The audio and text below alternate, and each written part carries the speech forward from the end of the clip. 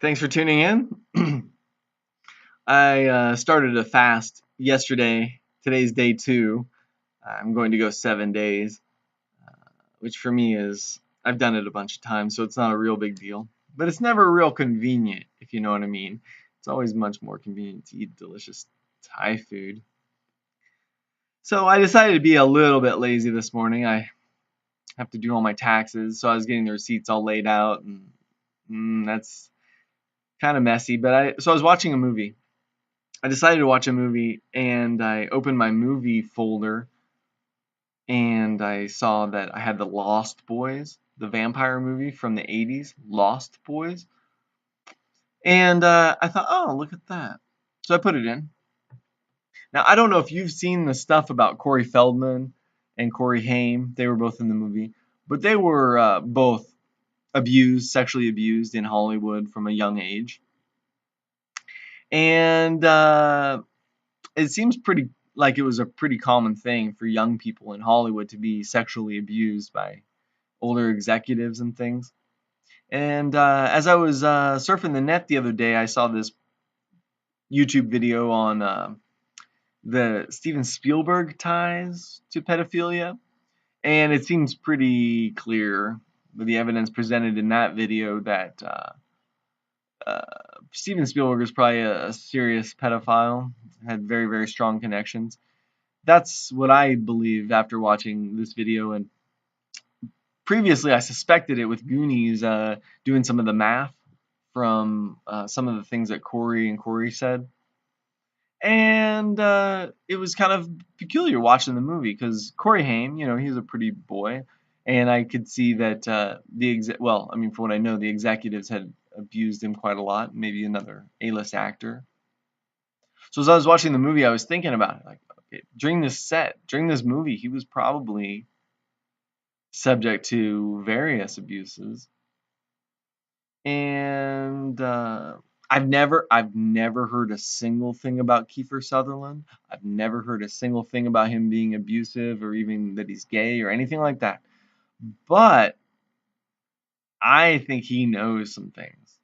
If he himself was probably abused and then maybe became an abuser, I don't know. Like I say, I've never heard anything. This is just speculation, and I certainly don't want to tarnish anybody's names. But Hollywood knows what goes on. Those main actors, they know what goes on, and it's frankly a scary thing. With the internet how it is now, it's remarkable because so much information just is at everybody's fingertips. In my lifetime, I'm going to see some of these major names come down, like Spielberg. If he was dialed into that whole mess, which frankly it looks like he was, I think we're going to see the fall of Spielberg in this lifetime. He might move to a place where they won't extradite. He might move to London or something. I have a customer.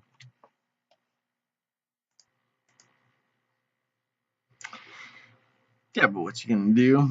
This is a crazy world, and I, I haven't what I assume to be the healthy instinct to protect children and be upstanding.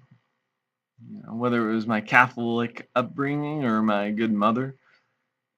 When you're a normal person, people who are insane just seem so outside of the loop of what's even reasonable or normal that it just seems unrealistically perverse. That Hollywood would be rife with pedophiles and pedophilia.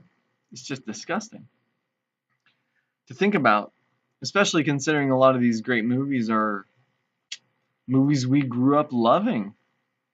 There's this ingrained resistance to think that something treasured is bad. Oh, what you gonna do? I have some friends at a drum circle, and one of there's a young girl who goes to the drum circles. Her and her brother, they're my buddies, but she's maybe 9, and she's taking acting classes. And I think the culture, by and large, is different now than it used to be. But I kind of tried. I warned her just a little bit, saying, "Hey, yeah, I mean, some weird things go on. thankfully you have a good mom, but that's the kind of thing you don't really want to. I mean, if she was really in acting, I'd want her to be warned and feel good standing up for herself and making the right decisions. But if she's not going to really be involved with those situations, then I don't even want to put it in her head, you know? Oh, life is so funny. Last January, this January, I did a 10-day fast. And this one will be a 7-day. Oh, whatever. It's best just not to think about food when you're not eating it. Although I think about food a lot. I think nutrition is one of the best uses of your time and money, gaining understanding. It's so puzzling though, how the mind works. The mind can just override itself. The body mind can sometimes override the logical mind. Like sometimes on Sundays I won't eat much at all in the mornings, and then I go out to these drum circles and smoke some ganja. And then by the time I'm driving home, my mind has already decided what it's buying and going to eat. And sometimes it's things I don't want it to eat. But I feel like I wouldn't say powerless, but I feel like I'm not interested in diverting the attention of my body. Excuse me. Life is beautiful.